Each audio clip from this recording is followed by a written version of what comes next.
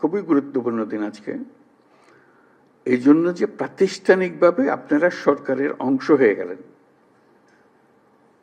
এই যে মুক্তিযুদ্ধ মন্ত্রণালয়ের কারণে মুক্তিযোদ্ধারা তারা এক জায়গাতে সরকারের অংশ হয়ে গেছে, এটা কেউ বুঝতে পারবে না। আপনারা আজকে এই মন্ত্রণালয়ের অংশ হয়ে গেলেন। এটা জুলাই স্মৃতি পরিদপ্তর সৃষ্টি হয়েছে, যেটা আপনি যাই করেন না কেন সরকারের কাঠামোর ভেতরে ঢুকে গেছে। যত কথা বলার, যত দাবি দাওয়া করার সরকারের ভেতরে রাষ্ট্রের পক্ষ থেকে একটা আয়োজন আপনাদের জন্য করে দেওয়া হয়েছে। এটা মস্ত বড় খবর। সরকারে ঢুকে যেতে পারা, এটা যে যত কিছুই করি বুঝতে পারে না।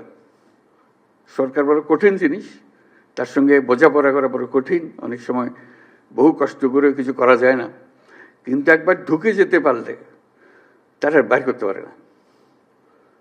আপনারা সেখানে গেছেন। মুক্তিযোদ্ধারা অত ভাগ্যবান ছিল না, বহু বছর লেগেছে। তারপরে তাদের আস্তে আস্তে আস্তে আস্তে এইটা দিছে তো ওইটা দেয় না, এটা দিছে তো এটুকু মন্ত্রণালয় করতে করতে বহু বছর চলে গেছে। কাজে আমরা খুশি অন্তত এটুকু করতে পেরেছি, অর্থাৎ প্রাতিষ্ঠানিক আয়োজনটা করতে পেরেছি।